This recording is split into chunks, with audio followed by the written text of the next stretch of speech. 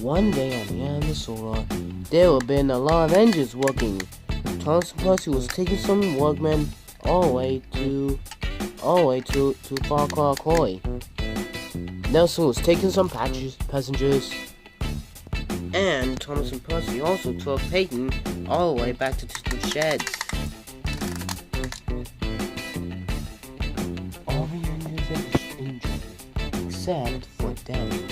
He was not feeling well at all. One day, Denny arrived back to the sheds. He was very exhausted. What's wrong with you, Denny?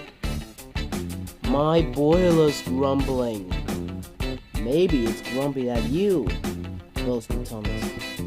That's not funny, Denny huffed, and he puffed away. But Nelson could see Denny had left Paul water on the tracks up ahead. He was worried.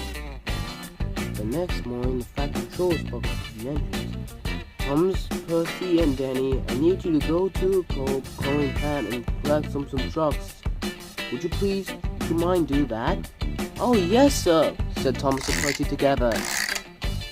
But Denny just puffed slowly away.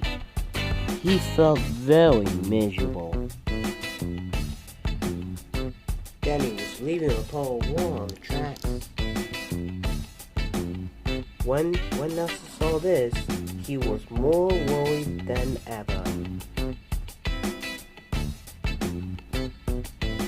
Until much later, Thomas and Percy overtook Denny. Hurry up, slow coach, pleased Percy. I'm not going any faster, moaned Denny sadly. You're just being lazy, teased Thomas. By the time when Thomas and Percy arrived at the coaling plant, they had a very naughty idea. Please, sir, shouted Percy, would you please take lots of coal trucks for Denny? I'm sure he'll be the strongest. So the coal manager agreed. Then Thomas and Percy began shunting trucks for Denny. Just then, when Denny arrived at the coaling plant too, Thomas and Percy already left. Why can't Thomas and Percy alone had already shunted my heavy coal trucks?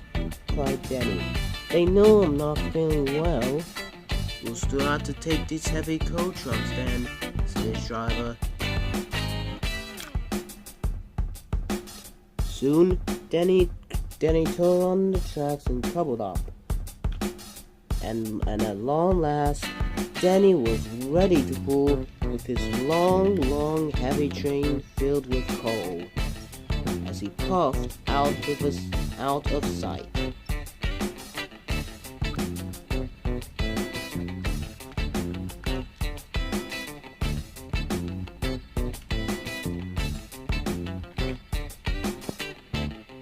You can do it, Denny, called his driver. But it was no use. Denny had ground to a halt. Nelson soon heard the news and followed right, and stopped sitting right next to Denny.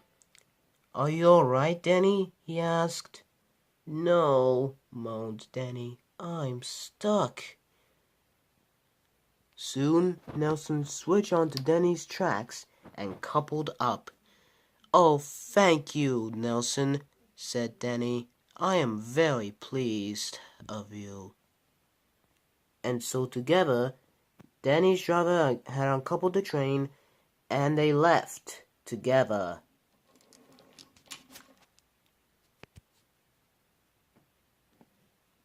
Soon enough, Denny and Nelson arrived just in time. The Fat Controller was very pleased with Nelson.